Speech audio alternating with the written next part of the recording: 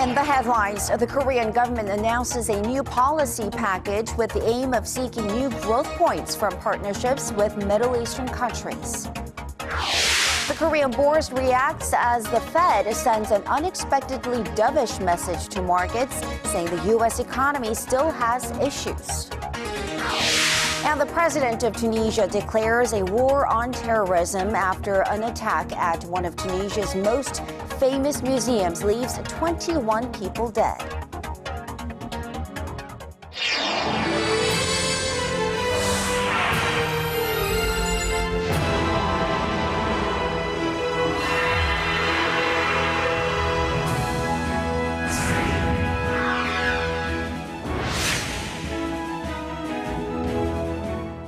Welcome to the program. You're watching Primetime News live from Seoul. I'm Sean Lim. And I'm Kang Chery. Thanks so much for joining us this evening.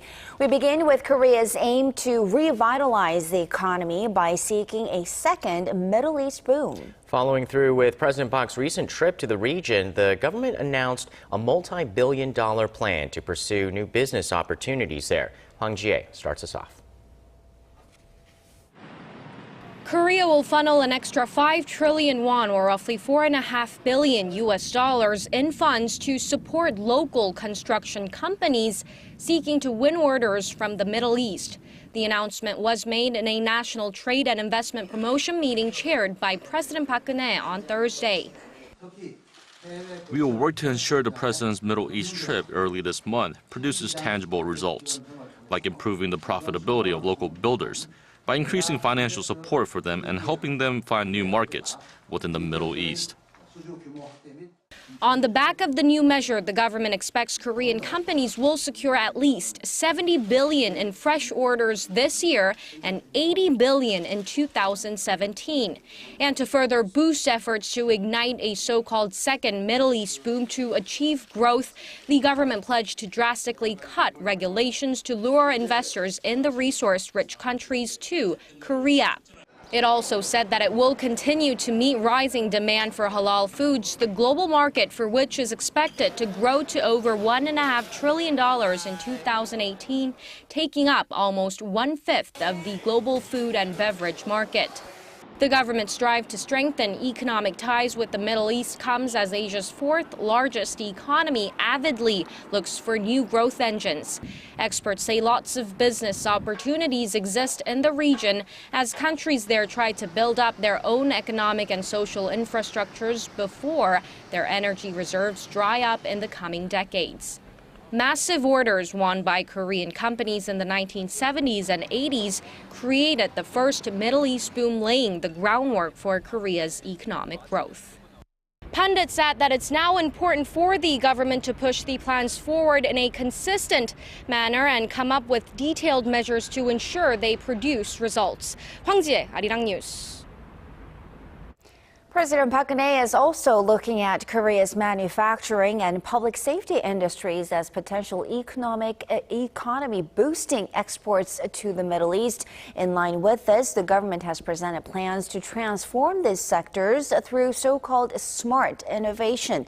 Choi Yoo-sun tells us more.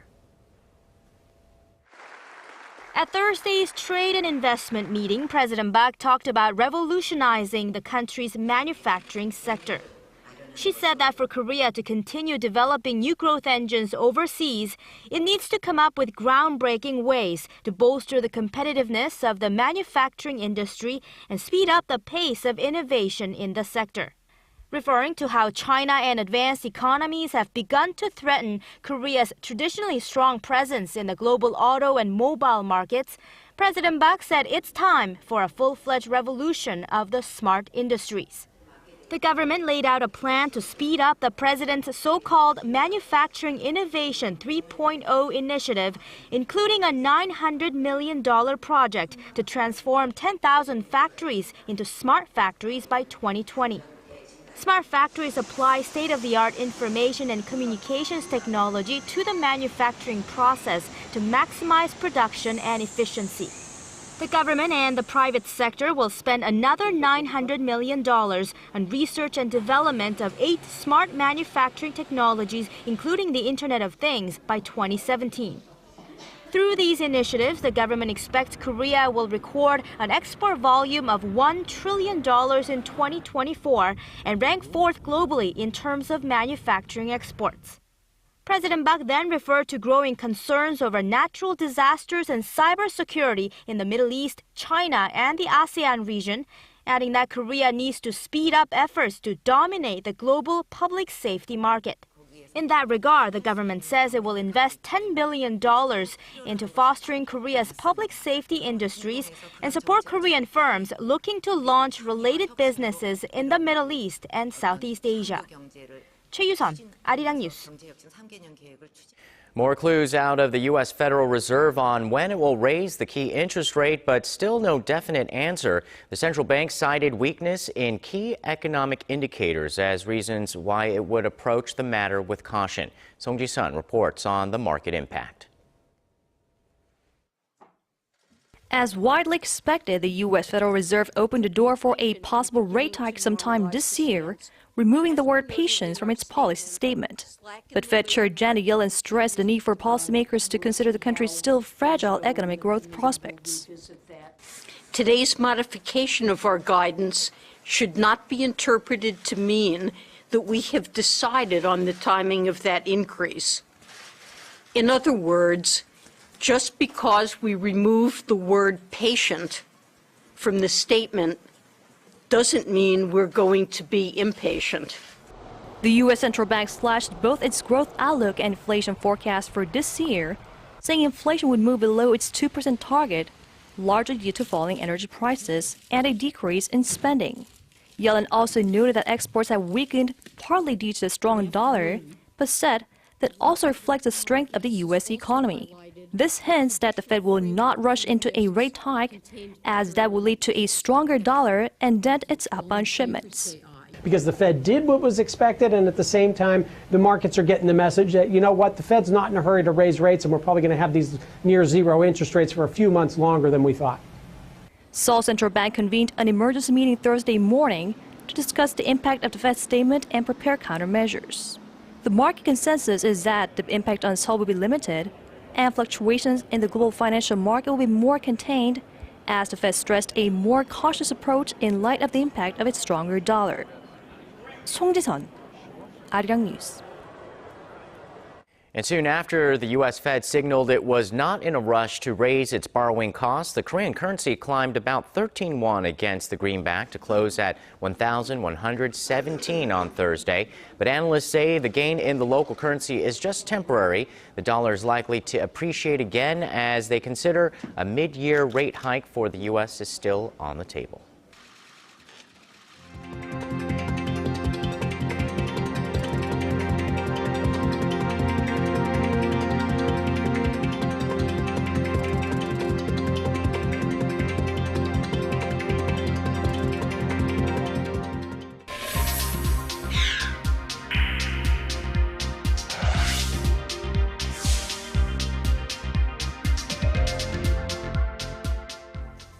Japanese Prime Minister Shinzo Abe will most likely visit the United States next month, but perhaps the biggest question about this trip is whether he will be granted permission to address the U.S. Congress. Ahead of that decision, there's mounting pressure on Prime Minister Abe to include an apology for Japan's wartime atrocities in his address. Connie Kim has this report. The pressure on Japanese Prime Minister Shinzo Abe to address the country's wartime atrocities in a prospective address to Congress will continue to mount, despite reports that lawmakers in Washington generally favor the idea. But House Speaker John Boehner, who has the sole authority on whether or not to invite Abe, has yet to make a decision on the matter. If Abe is allowed to give the address, some U.S. lawmakers are likely to demand that he devote a portion of his speech to apologizing for Japan's wartime atrocities. At the forefront of this movement is Representative Mike Honda, whose 2007 House resolution called on Japan to apologize for its wartime system of sex slavery. Honda said the opportunity to address Congress would be a high privilege for Abe and called on him to use the podium to acknowledge that Japan systematically kidnapped women and girls during war and apologize for its actions. He may refer to the Kono statement Well, let's be real clear. Kono's statement was done by Deputy Secretary of the Cabinet. He is not the leader of the country. The Kono statement, issued by then Chief Cabinet Secretary Yohei Kono in 1993, contained an apology for Japan's sexual enslavement of women before and during the 1930s to mid-1940s. But with concerns Abe will use the speech to promote Japan as a peace-loving nation post-Second World War, many Korean-American organizations are campaigning against giving Abe such a high-profile stage. In 2006, former committee chairman Henry Hyde put a halt on then-Japanese Prime Minister Junichiro Koizumi's drive to address the Congress amid strong protests by civic groups. Connie Kim, Arirang News. South and North Koreans use the same language, but decades of division and cultural changes have made it increasingly difficult for them to understand each other's dialects. It's a hurdle many North Korean defectors in South Korea have to overcome, but this smartphone application that we're about to show you might be able to help them. Our Chi Myung-gil tells us more. These young North Korean defectors are taking on a new language. They're learning to speak like a South Korean. Surprisingly, these students, and many like them, say one of the biggest problems they face is the language barrier. It was like people were talking to me in a foreign language, so I was too embarrassed to ask my friends what the words meant. I felt alienated. According to a 2012 study by the National Institute of the Korean Language, North Korean defectors understand only half of the language used in South Korea. To help them overcome these communication issues, Tay Worldwide teamed up with local nonprofits to develop a smartphone app called Univoca. It's a South Korean, North Korean translator and dictionary. We realized late in the game that young North Korean defectors would have problems reading school textbooks and solving questions due to differences in culture and dialect. This app will give North Korean students the courage and motivation to learn, as it also offers some privacy while they study. Teachers hope the app will help bridge communication between South and North Korean students and make resettlement a little easier for defectors in the South. Chi Myung-gil, Arirang News. Bargain hunters at discount furniture maker IKEA may have to dig a bit deeper here in Korea, as a survey shows that prices at IKEA's Korea branch are the second highest after Sweden's. The Consumer Union of Korea found that of the 49 pieces of furniture included in the survey, roughly 90% of the products were more expensive than the average, and the majority was priced in the top 5 among the 21 OECD member nations recently surveyed. In its defense, IKEA Korea says it's unfortunate the Consumers Union only looked at a tiny fraction of what IKEA has in stock in Korea, and said that most of the products in the survey are items that are popular in Europe, not Korea. It added that IKEA sets prices after evaluating numerous market factors for each country. March is Women's History Month in the United States, and to mark the occasion here in Korea, the U.S. Embassy has invited female leaders from around the world to network, share insights, and celebrate women and their many achievements. Our Kim Min-ji sat down with Claudia Chan, a leadership expert and event guest speaker. Women worldwide are making strides to break down walls and create social equality, change, and a more positive environment for women. Claudia Chan, the CEO of She Global Media, a media and education company, is one of them. She's in Seoul to share her insights and empower young women so they too can make change.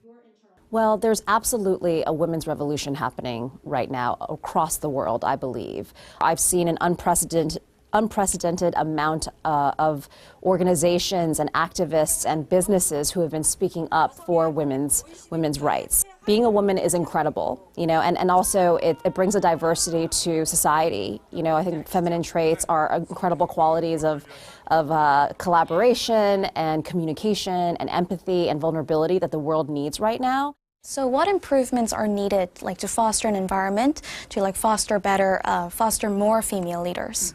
It can't just be women fighting for women. We need to have the private sector. They need to create programs to get more women into higher level positions. Media is a huge vehicle as well, because you have a microphone that speaks to so many women, and to share stories like this, just to create consciousness. Media creates consciousness, and consciousness is what leads to change. So a recent report by the World Economic Forum showed that Korea ranks 117th out of 142 countries when it comes to gender inequality. So what are some of the things that Korea needs to do in order to reduce this discrepancy and foster more women leaders? We need more initiatives to help young women coming out of college get jobs, because it's very, very difficult, more difficult for a young woman to get a job than it is for a man.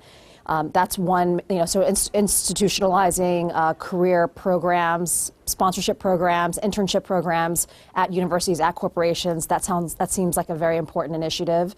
Number two is, women are not having children. There's a huge fertility issue here in Korea, and of course, then that's not good for society, and it's not good for women. So there needs to be a lot of programs and initiatives around that as well. Do you have any advice for aspiring young women? The number one glass ceiling to break before any of it is really the one in your mind. Having that confidence, inner confidence, is really important, and changing the voice in your mind instead of being critical, constantly critical of yourself. We need to be more loving and kind to ourselves, so that our voice is giving us the confidence to go out there and to do whatever it is that we want to do, to dream big and to defy the odds. 김민지, 아리랑 뉴스.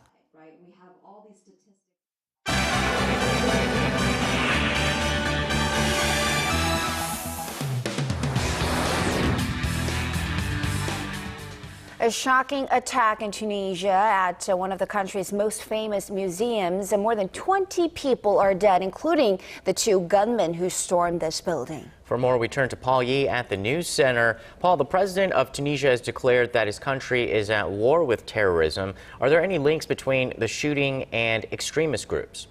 Well, no group has claimed responsibility yet, but the Tunisian prime minister did say both gunmen have been formally identified and that one of them was known to intelligence services. This as authorities say they have arrested 9 suspects in connection to the attack. And according to the latest update from the health minister, 20 of those killed were foreign tourists hailing from Asia, Europe, and even South America. Arirang's Kwan Sua has more. What was supposed to be an enjoyable visit to the museum ended in a bloodbath. Tourists from Japan, Italy, France, Poland, Spain, and Colombia, 2 Tunisians and 1 police officer became victims of the terror attack Wednesday at the popular Bardo Museum in Tunisia's capital, Tunis. More than 40 people were injured. It was a difficult experience. I love Tunisia. I come very often to Hammamet. I thank the soldiers for protecting us. Authorities killed 2 gunmen but are searching for at least 2 more. The attackers were dressed in military uniforms and began shooting towards tourists getting out of buses and took hostages. It's a hard blow for Tunisia, but we want all our friends to understand that terrorism can strike everywhere at any place. So terrorism strikes, we strike again, but won't have any future. We have to be united in the fight against terrorism. The incident occurred at a moment when the Tunisian parliament, located very close to the museum, was discussing an anti-terror law. It's not yet known who was behind the attack or what their motive was. But suspicions have naturally fallen on the extremist group that calls itself Islamic State. Authorities estimate that about 3,000 Tunisians have joined fighters in Iraq and Syria in recent years. Tunisia's prime minister said the attack was designed to destroy the nation's economy as it is largely reliant on tourism. The country has been seen by many as the only success story of the pro-democracy Arab Spring movement, but it has been struggling to make much economic progress. The incident was immediately condemned by international leaders, with many calling it a deplorable and cowardly attack. Kwan Sua, Arirang News. And following up on the latest on the Israel's general election, the official results are out, confirming a huge victory for Prime Minister Benjamin Netanyahu. This as the White House broke its silence on the vote, saying it's deeply concerned about how his party is, quote, marginalizing the Israeli Arab minority. Watchers say the remarks represent a widening rift between the U.S. and Israel. Our Sung Jung-in reports. The surprise victory has stoked concern in the international community. The White House, which had remained silent since the election, gave its first public response on Netanyahu's triumph Wednesday, saying a new rift has opened between U.S. and Israeli leaders. White House Press Secretary Josh Earnest said Washington would have to reevaluate its position on the Israeli-Palestinian conflict in the region, saying that it has been the U.S.'s policy for more than 20 years to seek a two-state solution in resolving the issue. His comments came after Netanyahu had promised in the final hours of campaigning not to allow the creation of a Palestinian state while he is in power. After the victory, Netanyahu's Likud party said it would work quickly to form a new coalition government within 2 to 3 weeks. Earnest added that the White House was deeply concerned that the Likud party was seeking to marginalize Israel's minority Arab citizens. On the election day, Netanyahu had issued a warning in a Facebook message to voters in his party that left-leaning parties were on the brink of toppling the Israeli government by busing Arab Israeli voters to the polls, saying that the Arab voters are coming out in droves. While Secretary of State John Kerry has called Netanyahu to congratulate him on the victory, President Barack Obama has yet to reach out to him. Son Jung-in, Arirang News. And shifting to Singapore now, one of the country's most respected leaders, Lee Kuan Yew, remains in critical condition in hospital. A statement released by the government on Thursday said that Lee was seriously ill and was under observation in the ICU. The 91-year-old had been receiving treatment for severe pneumonia since early February. Lee served as Singapore's first prime minister in 1959. An iconic political figure in Asia, he's widely credited with transforming the city-state into a global financial powerhouse. Though Lee has moved out of the public view, he is still regarded as an influential figure in the current government. And that wraps up our look at international stories for now. I'll see you back here tomorrow night.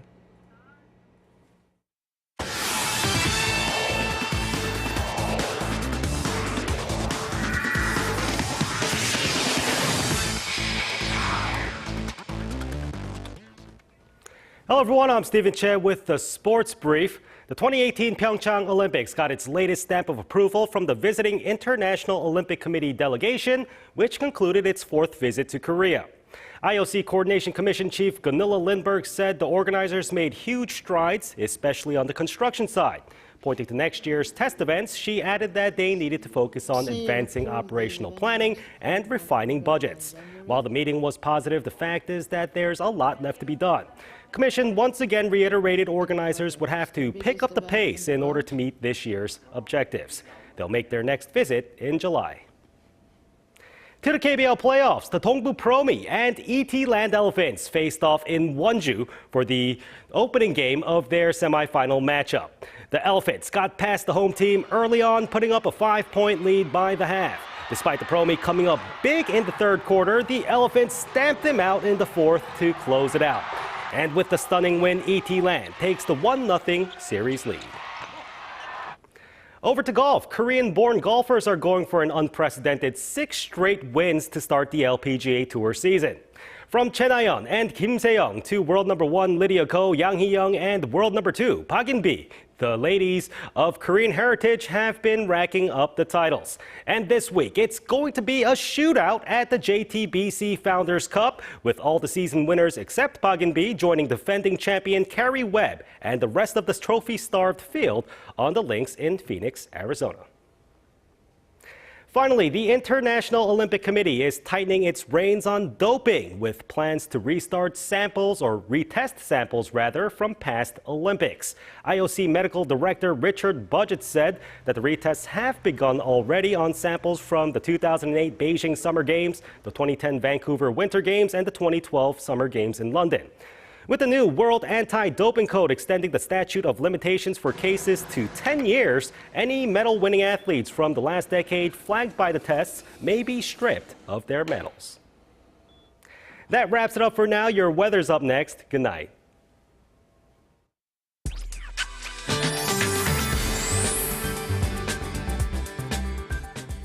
Hello and welcome. I'm Kim Bo-kyung with the weather forecast. This afternoon, we got to enjoy spring-like conditions with the daytime high here in Seoul reaching up to 21 degrees, which is the highest it's hit in March in 34 years.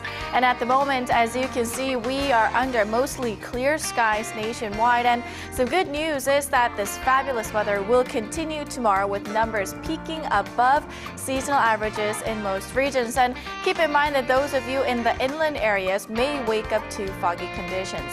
Other than that, be aware of the big gap in numbers from day to night.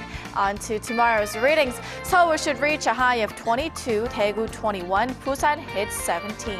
Meanwhile, Jeju peaks at 16, Dokdo 11, Mount Kumgang reaches 9.